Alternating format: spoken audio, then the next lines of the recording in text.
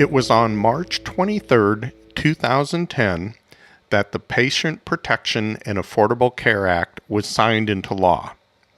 You may better know this law by its more common name of Obamacare. And on that same date, March 23rd of 2010, a number of states filed a lawsuit in an attempt to block the law. Eventually, this lawsuit would be joined by a total of 27 states. So here's the question. Considering it's the states that created the federal government, how could the federal government pass a law that is immediately opposed by a majority of the states? The answer is the 17th Amendment, which in 1913 erased federalism and unleashed the Senate. This is the Free to Be Free podcast, encouraging you to assert your liberty because you are free to be free.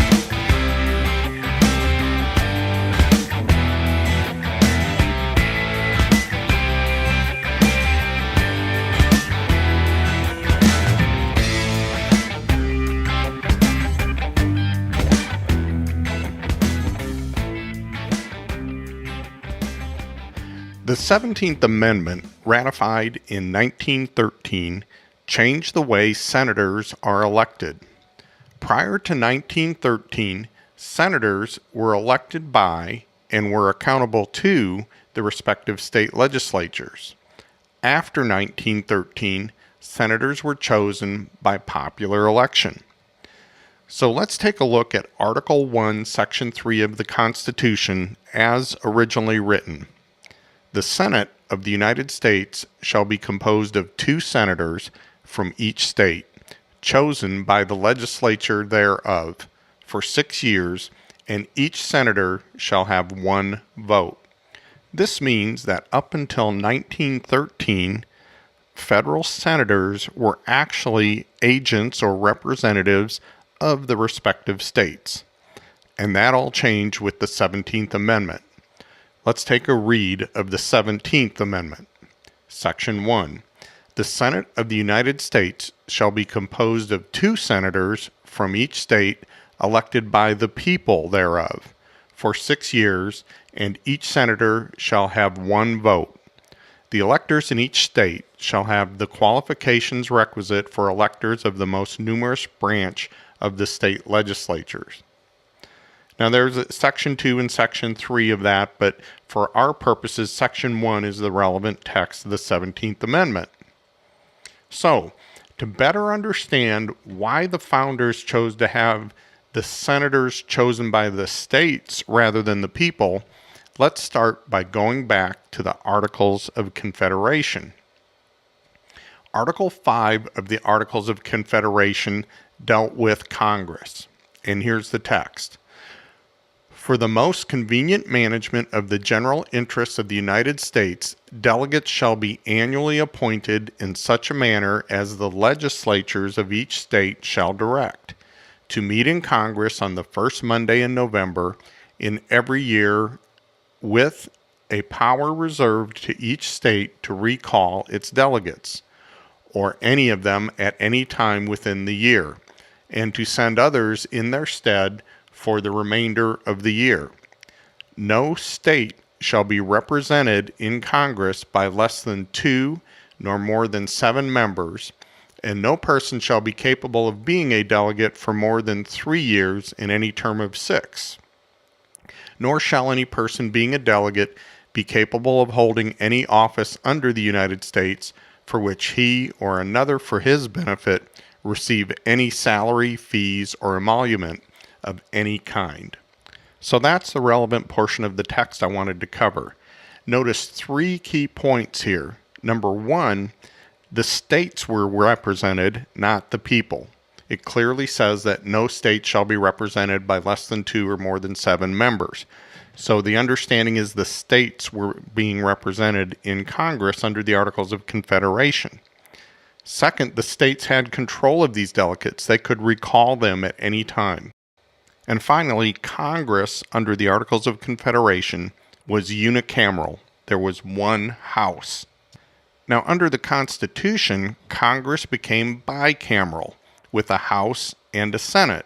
The House was intended to represent the people, and the Senate was intended to represent the states. This is an improvement on the Articles of Confederation, where the people had no representation in the national government. So let's check in with the founders to see what they were thinking when it came to electing members of Congress. In records of the Constitutional Convention, Colonel George Mason summed up his ideas. He said this: "We have agreed that the national legislature shall have a negative on the state legislatures. The danger is that the national will swallow up the state legislatures. What will be a reasonable guard against this danger and operate in favor of the state authorities? The answer seems to me to be this: let the state legislatures appoint the Senate." And it's recorded that in the wake of Mason's comments, the question of appointment by state legislatures carried unanimously. We can also shed some light on the founders' thinking by looking at the Federalist Papers. And in Federalist 39, James Madison had this to say: "The House of Representatives will derive its powers from the people of America, and the people will be represented in the same proportion and on the same principle as they are in the legislature of a particular state. So far, the government is national, not federal. The Senate, on the other hand, will derive its powers from the states as political and co-equal societies, and these will be represented on the principle of equality in the Senate as they are now in the existing Congress. So far, the government is federal, not national." Now we can see in this passage that Madison is talking about preserving the representation of states that were found in the existing Congress of the Confederation. Here's another passage from Federalist number 62, also by James Madison. "The equal vote allowed to each state is at once a constitutional recognition of the portion of sovereignty remaining in the individual states and the instrument for preserving that residuary sovereignty."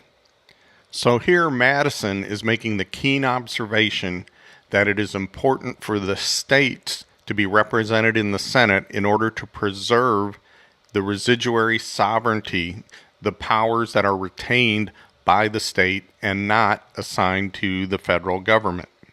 And finally, let's check in with one more author of the Federalist Papers, this from Alexander Hamilton in Federalist number 26. "The state legislature, who will always be not only vigilant but suspicious and jealous guardians of the rights of the citizens against encroachments from the federal government, will constantly have their attention awake to the conduct of the national rulers and will be ready enough, if anything improper appears, to sound the alarm to the people, and not only to be the voice, but if necessary, the arm of their discontent." In this passage, Hamilton makes a strong argument for federalism, for checking the power of the federal government through the state governments and their power through control of the Senate. This is even more important when you look at some of the powers given to the Senate, such as the appointment power to advise and consent anybody that the president may appoint to certain positions or the judiciary, and also to have the final say in treaties. These are important powers that were delegated to the Senate, and by doing that, actually being delegated to the states. So obviously, the founders put a lot of thought into selection of senators and the checks and balances in their federalist system that served to pit the power of the federal government against the power of the states to keep both in check. But enactment of the 17th Amendment erased the federalism or separation of powers created by the founders and unleashed the Senate from control by the state legislatures.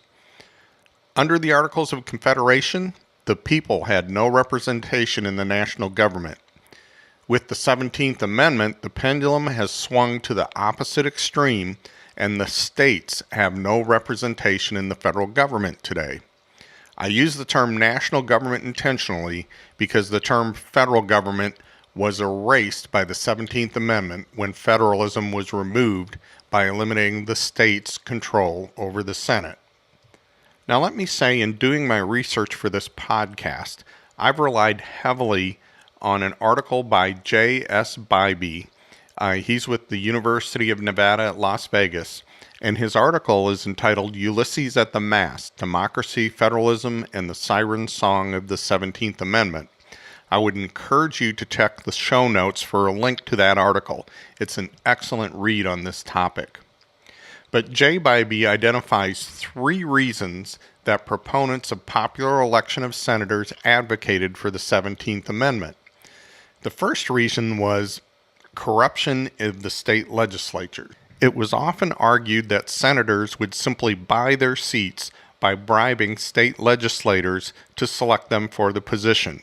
This was a very popular belief, but Bybee notes there was very little hard evidence that this was a big problem. The second issue identified by proponents of the 17th Amendment was deadlock and delay in election of senators. It would sometimes happen that a state legislature could not come to agreement on who their senator would be, and a state would go unrepresented or underrepresented in the Senate. But in reality, this problem was exacerbated by the Senate itself. In December of 1865, the New Jersey legislature elected John Stockton to the Senate, but he was elected with only 40 of 81 votes, a plurality, not a majority. Although the Constitution didn't specify that the legislature elect by a majority vote, the Senate voted to exclude Stockton and then adopted an act requiring that state legislatures elect senators by a majority vote. So, if this was a concern, the deadlocks and delays, why not just repeal this unnecessary law requiring a majority vote for senators? After all, we've never required that the people in electing senators elect their senators by a majority vote. A third reason Bybee identifies in his article for support for the 17th Amendment is simply populist sentiment. People wanted to be in control, and for populists and progressives, election by the legislature was objectionable. It was elites electing elites, basically. Now, the 17th Amendment, in fact, had an immediate and dramatic impact on the political composition of the Senate. The 17th Amendment guaranteed also the ascendancy of a different kind of senator, one whose primary skills are dealing with the masses through public appearances, mailings, and sound bites. But as far as the political composition of the Senate, it had always aligned with state legislatures prior to 1913. But after 1913, the two diverged. After the 17th Amendment, state legislatures no longer held a leveling influence, and the Senate was freed from the discipline of the body best suited to recognize the impact of federal legislation on state laws. That's state legislatures. This was the protection that the founders wisely incorporated into the Constitution. The impact of the 17th Amendment should be obvious when you consider the dramatic expansion of the federal government in the mid-20th century after the enactment of the 17th Amendment, and states were powerless to contain it. Time after time, the states were powerless to stop the federal government's encroachment into their residuary sovereignty in areas like expanding the Commerce Clause or the General Welfare Clause. So let me quote from Bybee's conclusions in his paper.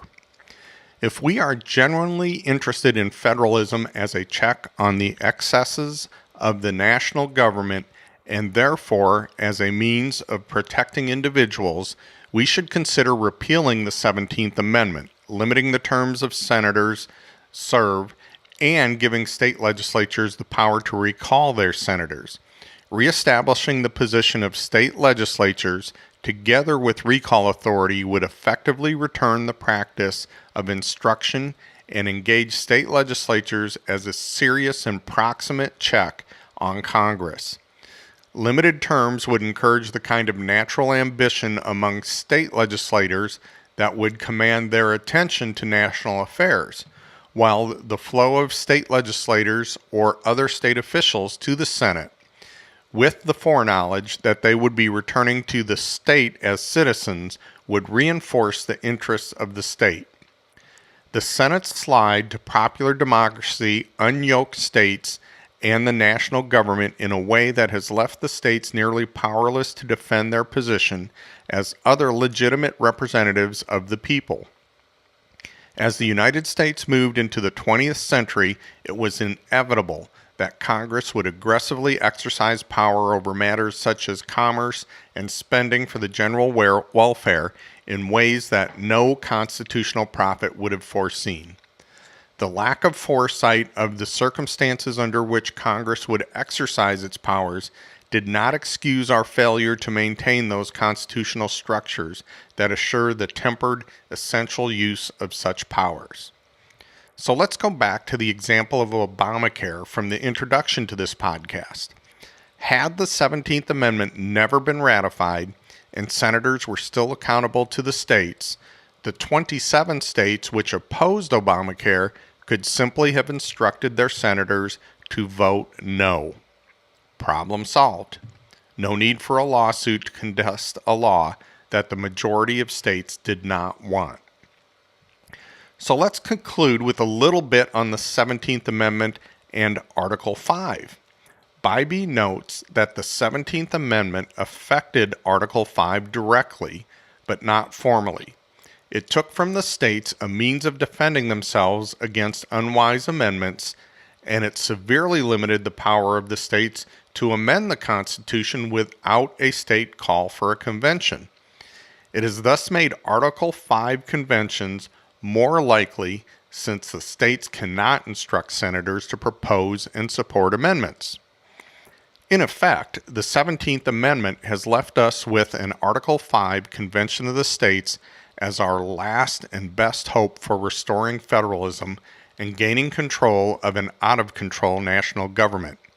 And it's germane to the Convention of States resolution as a restraint on federal power by restoring representation of the states through the Senate. So, let's do that. Let's call a Convention of the States and propose a repeal of the 17th Amendment. By doing so, we can restore federalism and put that much-needed leash back on the Senate.